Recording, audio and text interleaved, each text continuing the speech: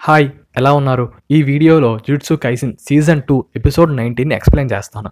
మహిటో ఏమో బీ5లో ఉన్న హ్యూమన్స్‌ని చంపేసి, వాళ్ళ బాడీస్‌ని యూజీ మీదకి విసిరేస్తూ ఉంటాడు. పిచ్చి పిచ్చి అటాక్‌లన్నీ చేస్తాడు. ఇటు సైడు మహిటో క్లోన్‌తో నొబారా ఫైట్ చేస్తూ ఉంటది.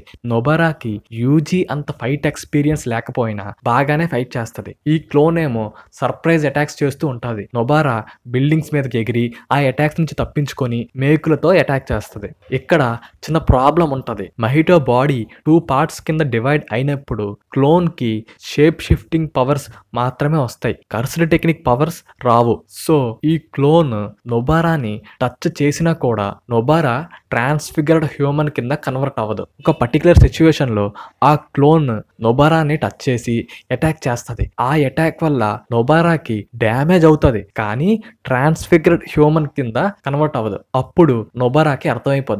ఆహా, ఇక్కడేదో తేడాగుంది. ఈయన కొడుకు ఒరిజినల్ కాదు, వీడు జస్ట్ క్లోన్ అని చెప్పి మేకులన్నీ యూజ్ చేసి రెజొనెన్స్ అనే ఒక అటాక్ చేస్తది. ఇటు సైడ్ ఒరిజినల్ మహిటో ఏమో యూజీకి సర్ప్రైజ్ అటాక్ చేద్దాం అని అనుకుంటాడు. సరిగ్గా అదే టైంకి అక్కడ నొబారా రెజొనెన్స్ అటాక్ చేస్తది. ఈ అటాక్ వల్ల ఒరిజినల్ ఇంకా క్లోన్ రెండింటికి డ్యామేజ్ అవుద్ది. కానీ ఎక్కువ డ్యామేజ్ ఒరిజినల్ మహిటోకి అవుతది. ఒరిజినల్ మహిటో బాడీ నుంచి ఫుల్లుగా మేకులు వస్తాయి. అప్పుడు యూజీకి అర్థమైపోద్ది, ఓడి అమ్మ, వీడు బాడీని 2 పార్ట్స్ కింద డివైడ్ చేశాడు. మేబీ ఆ క్లోన్ తో నొబారా ఫైట్ చేస్తుంది.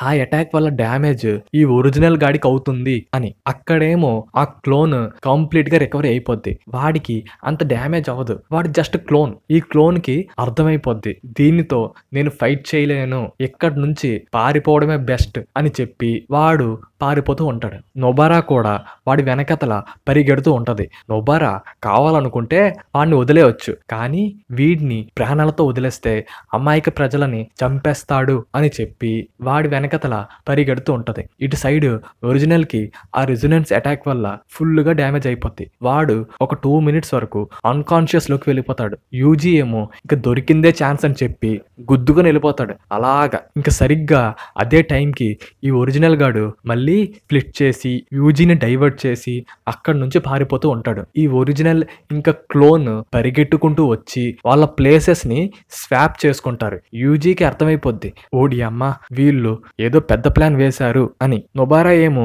ఆ డూప్లికేట్ గాడిని ఫాలో అవుతూ వస్తది. మహిటో గాడు పొజిషన్ స్వాప్ చేసుకున్నారు అన్న విషయం దానికి తెలీదు. యూజీ గాడేమో గట్టిగా అరుస్తాడు, నొబారా ఇక్కడ నుంచి పారిపో అని. కానీ అప్పటికే లేట్ అయిపోద్ది. ఒరిజినల్ మహిటో గాడు నొబారా ముఖం మీద టచ్ చేస్తాడు. యూజీ ఏమో ఆ క్లోన్ ని ఒక్క షాట్ తో చంపేస్తాడు. ఇంకా నొబారా ఏమో ముఖం మీద చేయి పెట్టుకొని అలా నిలబడతాది. దాని చైల్డ్హుడ్ ఫ్లాష్ బ్యాక్ అంతా దానికి గుర్తొస్తుంది. నొబారా చిన్నప్పుడు ఒక పల్లెటూరులో ఉండేది.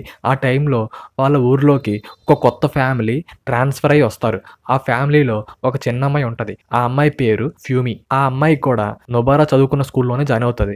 ఆ అమ్మాయికి ఆ స్కూల్ పిల్లలు ర్యాగింగ్ చేసినప్పుడు నొబారా వచ్చి కాపాడుతుంది. అప్పటి నుంచి వీళ్ళిద్దరూ బెస్ట్ ఫ్రెండ్స్ అయిపోతారు. కొన్ని రోజుల తర్వాత ఆ ఊర్లోకి ఇంకో కొత్త ఫ్యామిలీ వస్తుంది. వాళ్ళు కొంచెం రిచ్ ఫ్యామిలీ అన్నమాట. ఆ ఇంట్లో సాయోరి అని ఇంకో పెద్ద అమ్మాయి ఉంటది. తనతో కూడా వీళ్ళు ఫ్రెండ్స్ అయిపోతారు. ఆ సాయోరి కూడా వీళ్ళకి బిస్కెట్స్, స్వీట్స్ ఇస్తూ ఉంటది. ఈ ముగ్గురు బాగా ఫ్రెండ్స్ అయిపోతారు. కొన్ని డేస్ తర్వాత ఆ ఊర్లో వాళ్ళందరూ కలిసి సాయోరి ఫ్యామిలీని అటాక్ చేసి ఆ ఊరు నుంచి బయటకు పంపించేస్తారు. ఆ అమ్మాయి వెళ్ళిపోయినప్పుడు నొబారా ఫుల్గా ఏడుస్తుంది. కొన్ని ఇయర్స్ తర్వాత నొబారా హై స్కూల్ కోసం ఆ విలేజ్ వదిలేసి టోక్యో వెళ్ళిపోద్ది. వెళ్ళిపోయే ముందు ఫ్యూమీకి చెప్తాది, మనం మళ్ళీ కలిసినప్పుడు నేను సాయోరిని తీసుకుని వస్తాను అని. సో బేసిక్ గా సాయోరి ని మీట్ అవ్వడం కోసం నొబారా టోక్యో వెళ్తది. ఇదంతా ఫ్లాష్ బ్యాక్. ఇప్పుడు ప్రెసెంట్ సిచ్యువేషన్ లో సాయోరి ఒక ఆఫీస్ లో వర్క్ చేస్తూ ఉంటది. తను కూడా నొబారా ఇంకా ఫ్యూమీని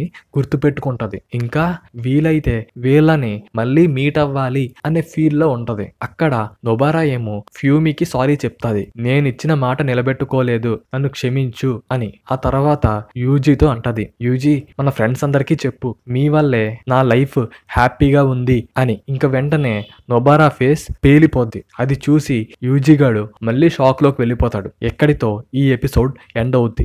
నెక్స్ట్ వీడియోలో నెక్స్ట్ ఎపిసోడ్ ఎక్స్ప్లెయిన్ చేస్తాను.